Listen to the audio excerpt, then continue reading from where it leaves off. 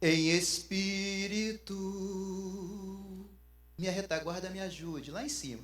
Em verdade, te adoramos, te adoramos, em espírito, em verdade, te adoramos, te adoramos, dos reis e Senhor, entregamos nosso viver, Rei dos reis e Senhor, te entregamos nosso viver para te adorar, ó Rei dos reis. Foi que eu nasci, ó Rei Jesus. Meu prazer é te louvar, meu prazer é estar nos átrios do Senhor. Prazer é viver na casa de Deus, onde flui o amor. Aleluia! Aqueceu. Eu cumprimento a igreja com a santa e gloriosa paz do Senhor. Que visão linda que eu estou vendo na minha frente. Irmã Abigail. Aleluia! Que coisa boa. Atos capítulo 9. Não riam do meu óculos, porque vocês sabem que eu tenho problema de óculos. Ganhei um, quebrou. E é com ele que vai. E o nome do Senhor será glorificado. Olha que profeta. A conversão de Saulo no caminho de Damasco. E Saulo, respirando ainda ameaças e morte contra os discípulos do Senhor, dirigiu-se ao sumo sacerdote e pediu-lhe cartas para Damasco, para a sinagoga, a fim de que, se encontrasse algum daquela seita, quer homem, quer mulheres, os conduzisse preso a Jerusalém. E, indo no caminho, aconteceu que, chegando perto de Damasco, subitamente o cercou um resplendor de luz do céu, e caindo em terra, ouviu uma voz que lhe dizia: Saulo, Saulo, por que me persegues? E ele disse: Quem és, Senhor? E disse o Senhor: Eu sou Jesus, a quem tu persegues. Duro é para ti recalcitrar contra os aguilhões. E ele, tremendo e atônito, disse: Senhor, que queres que faça? E disse-lhe o Senhor: Levanta-te e entra na cidade, e lá te será dito o que te convém fazer. Atos dos Apóstolos, capítulo 22. Depois eu faço as considerações para não cansar os irmãos em pé, né? Não é elegante. Tem pregador que gosta de deixar a igreja de pé. Eu acho isso uma falta de educação. Vamos lá. Amém? Atos dos Apóstolos, capítulo 22. E o versículo 6. Ora, aconteceu que, indo eu já de caminho e chegando perto de Damasco, quase ao meio-dia, de repente me rodeou uma grande luz do céu, e caí por terra, e ouvi uma voz que me dizia: Saulo, Saulo, por que me persegues? E eu respondi: Quem és, Senhor? e disse-me: Eu sou Jesus Nazareno, a quem tu persegues. E os que estavam comigo viram em verdade a luz, e se atemorizaram muito, mas não ouviram a voz daquele que falava comigo. Então disse eu: Senhor, que farei? E o Senhor disse-me: Levanta-te e vai a Damasco, e ali se te dirá tudo o que te é ordenado fazer. E como eu não via, por causa do esplendor daquela luz, fui levado pela mão dos que estavam comigo e cheguei a Damasco. E um certo Anania, varão piedoso, conforme a lei, que tinha bom testemunho de todos os judeus que ali moravam. Amém? Podem sentar. Depois dessa oração poderosa que o pastor Zedequias fez, eu não preciso nem orar. Ainda que desejo, mas vou resistir. Não é elegante também, depois que alguém ora por você, você orar de novo. Você desfaz a oração do irmão. Continua chatinho, né? Bem. Irmãos, que alegria poder voltar à minha casa. Já viu que eu não falei Rio de Janeiro mais a minha casa, viu? Agora é aqui, é a minha casa. Amém? Estamos alegres em poder voltar a essa casa. Chegamos ontem e quando eu abri o aplicativo da igreja, eu vi a convocação do pastor para a reunião de obreiros e não pensei duas vezes. Falei com a irmã Rose: você vai ver o netinho e eu fico por aqui. Vou para Jandira, Deus proverá, chegarei lá. E graças a Deus chegamos, foi muito bom. E eu quero dizer que Deus, Ele tem seus caminhos, tá?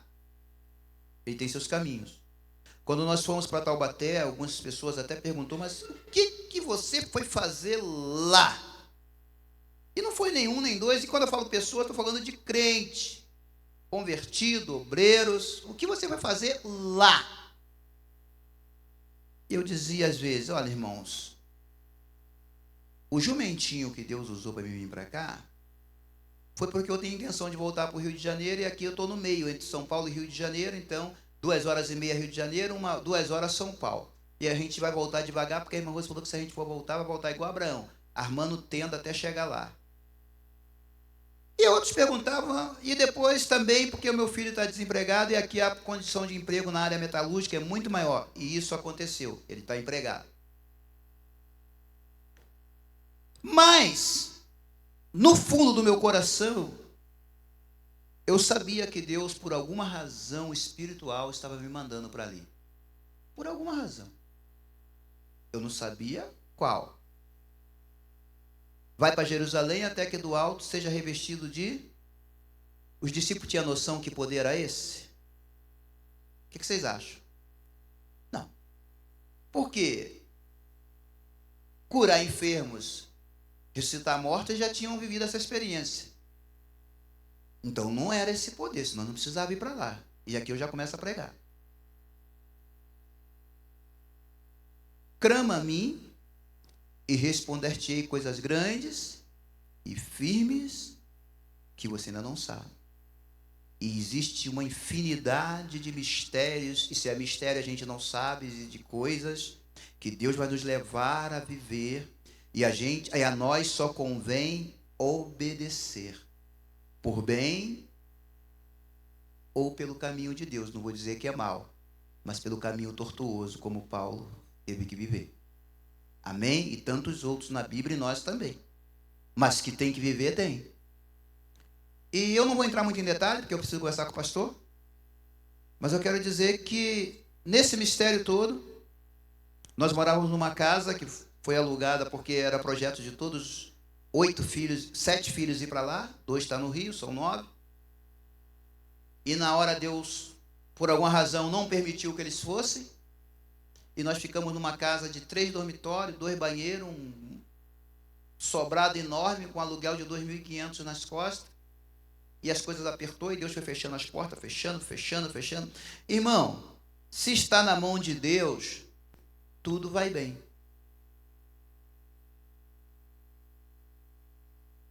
Não interfira no trabalhar de Deus. Deus está falando para alguém aqui. Tudo vai bem.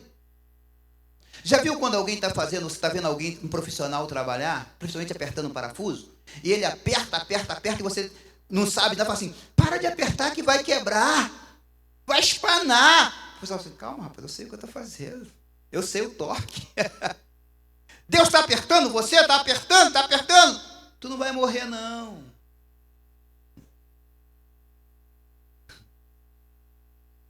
Ele vai alcançar o que ele quer através da tua vida. Ele vai alcançar o que ele quer através da tua vida. Não é o que você quer, é o que ele quer. Hoje eu perguntei a um pastor amigo meu que andava revoltado. Quando eu cheguei lá, encontrei ele no comércio dele hoje. E tinha abandonado o trabalho, abandonado tudo. E eu perguntei, meu amigo, né, da de Madureira, eu falei, ei, pastor Wagner, está dirigindo congregação aonde? Ele, como é que você sabe? Eu falei, Deus falou comigo. Estou no Vale do Sol. Eu falei, é mesmo? Repete para mim. Vale do Sol. Repete, estou no Vale do Sol. Eu falei, tu não disse que não ia mais? Não falei contigo que Deus ia tratar com você? E está todo feliz, e graças a Deus. Não adianta resistir os agrilhões. Agrilhões é uma força irresistível, que não se pode resistir. É melhor obedecer. E eu fiquei ali esperando. Porque a Bíblia diz que no princípio, a terra era sem forma e vazia. E Deus não teve pressa, deixou a terra lá sem forma e vazia. Mas quando Deus resolveu, Deus começou a criar. Há momento em nossa vida que parece que Deus te deixou. Parece que você está esquecido em Lodibar. Parece que ninguém está olhando para você. No cenário de Esther e no cenário da sua sogra lá, parecia que tudo ia terminar naquilo ali. Era uma vida de não ia dar em nada. Mas Deus tinha um projeto. E o projeto era voltar da onde saiu. Muitas vezes precisamos voltar. E é o que Deus está querendo da igreja nos últimos dias. Pregamos aqui que Deus está com saudade de voltarmos. E eu louvo a Deus, depois da reunião de ontem, olhando os cultos pela internet, que cada dia a igreja de Jandira está voltando a fazer aquilo ao qual Deus está com saudade de ver.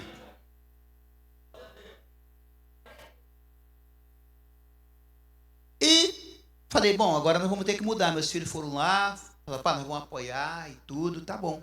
Arruma uma casa mais barata. Arrumamos uma casa de R$800. Vou pregar. Resumindo, Deus preparou uma casa. Nós queríamos sair daquela rua para ir mais para o centro, apesar que nós moramos a 2 quilômetros do centro da cidade. Deus preparou uma casa por R$1.100, da mesma rua, de uma forma milagrosa, que agora não é hora de contar esse milagre. E ficamos na mesma rua. E eu e a irmã Rose, todo dia pela manhã, saímos para dar nossa caminhadinha de 2 quilômetros, que a nossa casa até a padaria deve dar 2 quilômetros, ida e volta. E os vizinhos observando, e a gente não tinha intimidade com nenhum vizinho, não tinha. Eu estou resumindo, em um belo dia, e eu sempre falando para o pastor lá, do campo de Taubaté, que é um campo muito conhecido, imenso, quase centenário. Pastor Nathanael conhece o pastor Alexandre também, que foi do pastor Ezequiel. Moral da história. E os irmãos querendo ir pescar de qualquer jeito. Pastor, a carta. E eu falei, pastor, me suporta mais um pouquinho. Eu fiquei 3 anos em Barueri sem pegar... Não, fiquei 18 anos em Barueri sem pegar a carta do Rio. E quando peguei, foi ouvindo a voz de Deus, foi para Jandira. É a segunda igreja que eu sou membrado com cartão. A primeira do Rio. Deus não mandou eu pegar. Mas, irmão, a gente está precisando do Senhor, vem para cá. E os irmãos lá, base militar, o Bavex lá, muita gente do Rio de Janeiro, encontrou a gente lá que conhecia, foi no ouvido do pastor e falou, segura que a gente conhece, aquela coisa toda. E o pastor em cima. Eu falei, pastor, olha, não trabalho sob pressão, não estou preparado para aguentar a pressão. Não, Deus não mandou. Mas o que é que o senhor... Não sei, mas deixa eu posso ficar aqui no púlpito? Aí começaram, prega aqui, prega ali, mas quieto. Moral da história. 2 vizinhas cercam eu, tá ali minha esposa, irmã Rose, e fala assim, vocês são crentes, o senhor é pastor, não é? Primeiro ganhamos uma alma no mercado.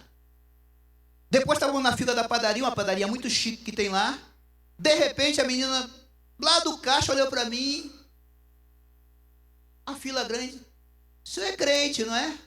Aí a outra falou assim, ele é pastor. E eu fiquei quieto, não falei nada. Não, senhor pastor. Aí tinha uma cliente na minha frente, virou, está escrito na cara dele que ele é pastor. Falei, Jesus, que negócio é esse? Sem intimidade, não se fosse alguém que você conhece, que vê se você... Não, Lá é uma cidade grande, mais rica, a maioria mora em condomínio. Moral da história. Ganhamos uma caixa para Jesus, tá firme, estava desviada. E a vizinha parou, eu e a Rose, e falou assim: deixa eu fazer uma pergunta, senhor. Duas vizinhas, para mim e minha esposa que está ali. Tão claro como essa luz. Posso fazer uma pergunta? Eu falei, pode. A gente está olhando vocês desde que vocês moram aqui, quando vocês vão para lá, quando vocês vêm para cá. E a rua é tudo parente. É uma rua que é tudo parente. Era uma chácara transformando numa rua, tem um apartamento. Só os apartamentos novos que construíram lá agora que não é parente, mas a rua tudo é parente, tudo desviado. Uma rua de desviado. Pensa nisso. Vocês vão lá, vão ter oportunidade. Pastor André esteve lá comigo, pegou o papazinho, orou por mim 2 ou 3 vezes. Pastor vai ficar. Você pode aprender. Então, teve lá e conheceu lá o local, não é, pastor André? Uma rua, mostrei, pastor André, tudo desviado da Assembleia de Deus de Taubaté. E não queriam nem saber de igreja. Me param.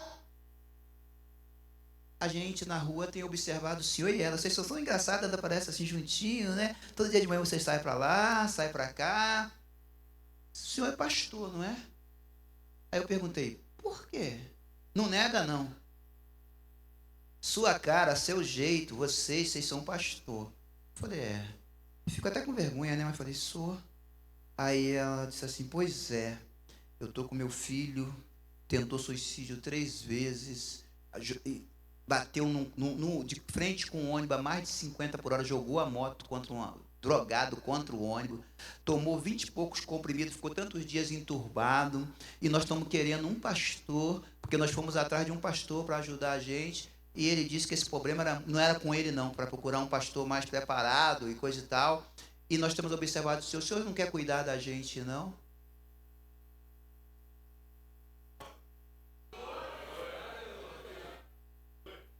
Se tiver dúvida se eu estou omitindo ou ultrapassando algum detalhe, chama a irmã Rose particular e pergunta a ela o que foi conversado. Sem tirar, senão. E falei isso para o pastor André. Teve lá. Falei, como assim? Nós precisamos de um pastor. Essa rua precisa de um pastor. Nós já reunimos e precisamos de um pastor. Falei, mas... não, um já negou, você vai negar? Eu falei, não. Mas o que a gente vai fazer? Eu vou orar. Passou uns dias, um mês, eu não falei nada, estou saindo com a irmã Rosa, ela vem com um carro, com um filho problemático, finge que vai jogar o carro em cima da gente, e eu pensando neles, porque o Espírito Santo começou a me incomodar, aí tu vai deixar essas almas morrer na tua frente? Aí eu falei, você estava pensando na senhora, Dona Lúcia, nem chamei de irmã. Aí ela, e eu vinha falando com meu filho do Senhor, quando é que o Senhor vai assumir a gente? Aleluia. Eu falei, vamos fazer assim, ou na tua casa ou na minha casa, vamos fazer uma oração? Pode ser na casa do Senhor? Eu falei, pode. Sexta-feira, pode ser? Pode. Aí sexta-feira, 7 horas, entra a irmã Lúcia, entra o... esqueci o nome do garoto agora, Rosa? É o Everton. Entra a Jéssica, desviada, filha de um presbítero, noiva dele, e entra a irmã Helena. Sentamos na sala, eu tinha imprimido uns louvores, e começamos a cantar, como é precioso, irmã, estar bem junto a ti, e junto lado a lado, uns com Jesus. E ali Deus trouxe uma palavra, pastor, quando vai ser o próximo? Sexta-feira que vem. O próximo, sexta-feira que vem. E o próximo? Aí daqui a pouco vem hoje, irmão José. Aí daqui a pouco, estava a irmã também, a Solimar, do Rio de Janeiro. E começou a vir. Daqui a pouco o portão fechado. A gente escuta batendo no portão num belo dia lá. Bum, bum, bum, bum, bum. É aqui que tem uma oração. É aqui um homem aflito. O senhor soube que é aqui que tem uma oração. A irmã Rose foi lá, eu pensei até que ele estava bêbado. O homem já entrou na saga desfalecendo, e a palavra naquele dia foi sobre paz. E ele disse assim, tudo que eu preciso é paz. E esse homem, há 2 semanas atrás, aceitou Jesus lá na sala. Crodualdo, ora por ele. E começou. E teve um dia que a sala já não estava dando mais, aí o irmão José falou assim, não quer fazer um culto na minha garagem? Eu pensei que era uma garagemzinha simples. Quando eu chego lá, parece até uma congregação, e fizemos um culto. Aí reuniu aquela família, uma parte daquela família todinha desviada, que disse que nunca mais pisava na igreja, que nunca mais queria saber de crente. Um era sobrinho, outro era tio, todo mundo sentadinho ouvindo a palavra do Senhor. Ali, a irmã Araci, que é do Rio de Janeiro, nos ajudando. Aí eu fui e comuniquei, o pastor local, é claro, não vou fazer nada errado. Cheguei para o pastor e falei, pastor, olha, já tem 3 meses que estamos tendo um culto lá na minha casa. Era às sexta-feira, mas vocês aqui passaram a oração de quinta para sexta-feira, então eu mudei para quinta-feira para não estar em choque com o trabalho daqui, porque alguns irmãos aqui até estão indo lá, tá? Ele, não, tá com a minha bênção e tal, e continuamos. E o último culto agora deu 30 pessoas, tudo família, vieram de Sorocaba, porque estão se reanimando de novo, porque a família era tudo crente, e agora está juntando. Aí, enfim, Deus está na casa.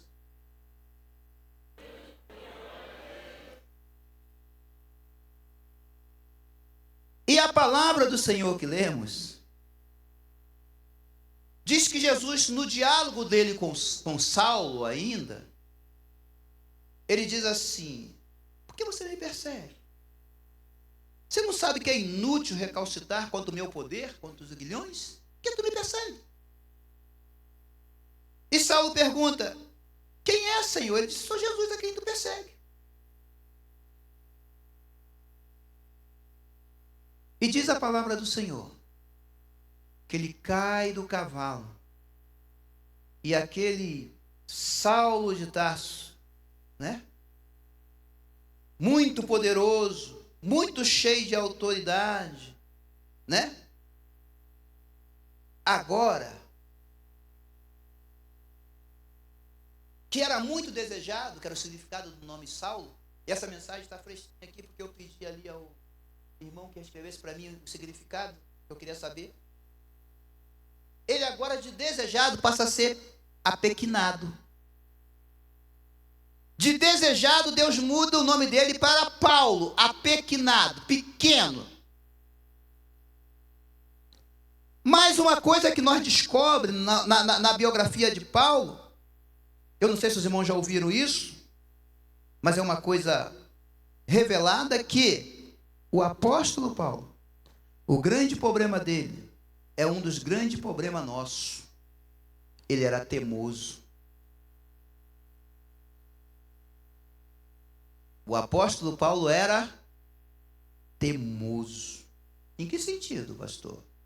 Irmãos, aos pés de quem que Paulo aprendeu? E o que Paulo aprendeu a não ser a Sagrada Escritura? Os irmãos que têm curso teológico, a primeira ideia que se tem quando você vai para um curso teológico, que alguém está num curso teológico, é aprender a respeito de quem?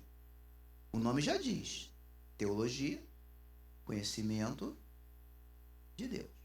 Mas já notaram que os caras estão cheios de invenção e papagaiada quando saem do seminário teológico? E na prática, comprovada que eles não tiveram nenhum conhecimento de Deus.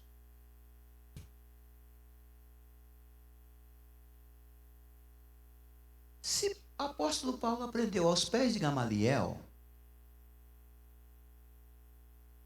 todo judeu, segundo as escrituras, ainda vivem até hoje alguns deles porque não creem em Cristo, tinham uma expectativa, devido à escravidão, à constante guerra, à opressão que eles viviam, de que viria o que para salvar eles? Quem viria? A esperança de todo judeu era, e alguns ainda é, que quem viria para salvar eles e exterminar os seus inimigos? O Messias. E judeu não é igual eu e você. Eles conferem e examinam constantemente, escatologicamente, os acontecimentos à luz da palavra. O tempo tempos, anos, momentos deles são medidos à luz da palavra. Então, não venha dizer que Paulo não tinha escatologicamente, pela cronologia da chegada de Jesus, nascido de uma virgem, nascido de mulher numa manjedoura, vindo de Belém, e que ele não seria o Cristo. Ele tinha consciência, porém ele era teimoso. Pastor, uma definição de teimoso. Teimoso é aquela pessoa que sabe que não vai conseguir derrubar essa parede empurrando ela, mas você continua vendo ele fazer o quê? Tentando.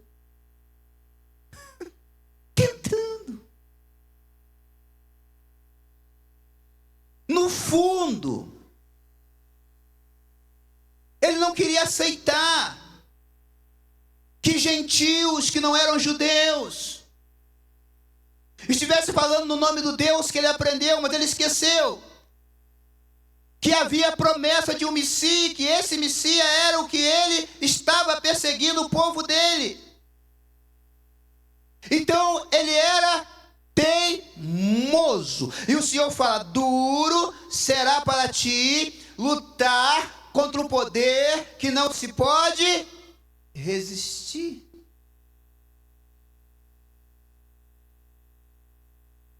Balaão também era o quê? Teimoso. Está vendo que a mula não vai, ele está... Oh, Jesus, Deus me deu algo aqui agora. Será que eu não estou nessa situação? Eu estou vendo que a mula não vai, que o anjo está brecando, e eu estou insistindo em alguma área da minha vida. Porventura, será que nós aqui, em alguma área da nossa vida, não estamos resistindo a Deus?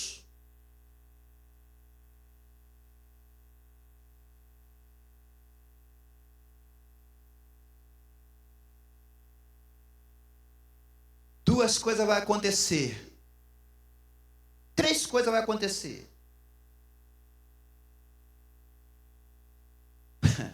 Ou você vai obedecer a Deus através da voz da mula, que é humilhante. Uma mula pregar para você a verdade que você não quer ver. Aleluia.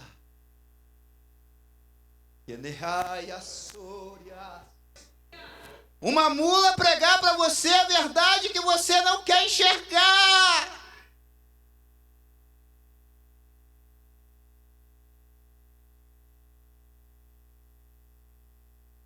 Ou alguém no barco que você está, que não professa o mesmo Deus que você, tem que falar para você da onde você é e arrancar da tua boca que você é um desobediente, como foi o caso de Jonas.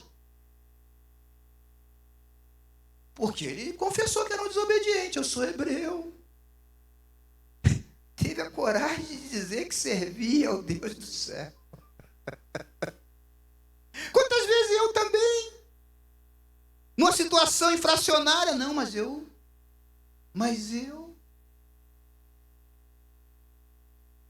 Existe uma amnésia, pastor, espiritual que dá na gente às vezes. Mas eu ainda... Está servindo não, Jonas. Vai servir a partir do momento que você for jogado na água e o peixe te pegar e te levar nas profundezas. Tu vai aprender o que é me servir lá embaixo. O apóstolo Paulo aprendeu o que é servir a Deus lá embaixo, jogado no chão. Teve que descer do cavalo, da posição de poderio, e ir para o chão. E se tornar o quê? Pequeno, fragmento, porque a rocha é Cristo. Nós somos fragmento.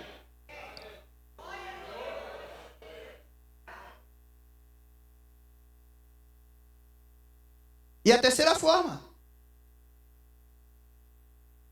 é essa que Paulo experimentou. O resplendor da glória de Deus sobre a tua vida, tirando as tuas forças, trocando a tua visão, porque quando Deus cega Paulo e restaura, já não era mesmo aquela visão do que caiu lá, já era a visão de alguém que já estava entendendo tudo e disposto a tudo pelo reino daquele tão grande Senhor.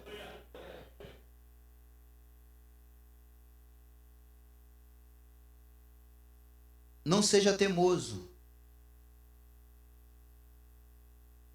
Você tem a palavra na tua mão. Você tem acesso à informação dessa palavra. Você tem a experiência de sentir o poder desta palavra, porque eu tenho certeza, não vou diminuir ninguém aqui nessa noite, que todos que estão aqui, que servem ao Senhor, todos aqui são servos de Deus?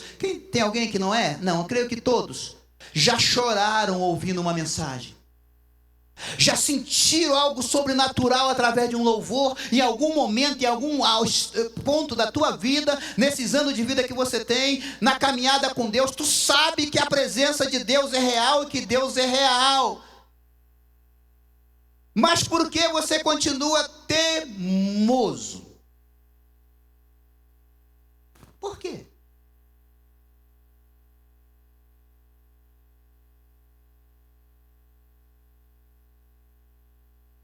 A gente insiste em teimar com Deus. E às vezes Deus permite. Abraão, vamos conversar, Abraão? Vamos. Vou destruir a cidade. Mas Deus, em outras palavras, Abraão, eu sou onisciente, eu sei o que estou fazendo, mas se você quer ponderar, vamos ponderar. Se tiver X, fecho contigo. Se tiver tanto, fecho contigo, Abraão. Continua teimando comigo, eu sei o que estou fazendo. No final vai dar eu. No final vai dar eu, quer ver? E tu vai ter só que fazer o teu sobrinho debandar de lá. No final vai dar eu. Irmão, no final vai dar Deus, não resiste não. Aleluia, pastor, não resiste não. Tentou resistir, não resiste não. No final deu Jandira, deu Deus. No final vai dar Deus. Faz faculdade. Olhei para você, lembrei, tá? Nem direta não. Faz faculdade para melhorar de vida e tal e tal. Aí no final termina num campo missionário lá no sertão da Bahia.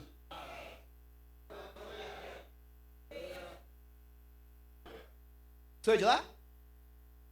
Não, sou da Bahia não. No final termina lá. No sertão da Bahia, numa congregação, pisando no barro, cuidando das ovelhinhas de Papai do Céu. No final, vai lá para Ucrânia. Pastor é lá. Com diploma, com catedrático, com bacharelato, é lá.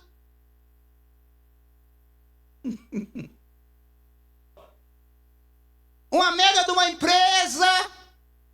Sou patrão, mas o final vai terminar aqui.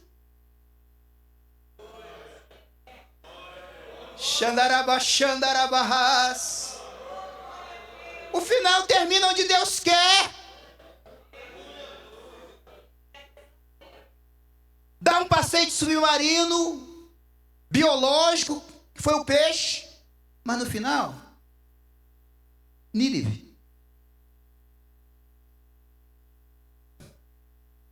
Onde não queria ir? Teimoso. Não era ninguém que não conhecia Deus, que não tinha experiência com Deus. Deus não trabalha com ninguém que não conhece Ele. Primeiro Ele se revela. Alabaxandarábia. Primeiro Ele se revela.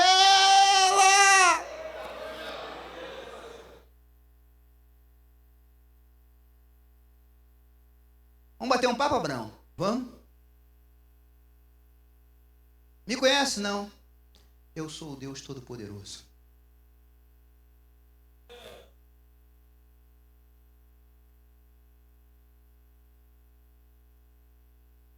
Me conhece? Você pensa que me conhece, mas eu te conheço.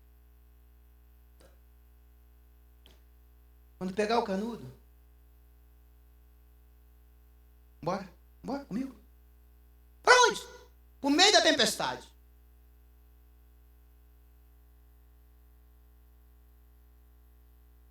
Pro meio da tempestade, porque o caminho comigo é no meio da tempestade. Eu habito entre raios e trovões. Quer andar comigo?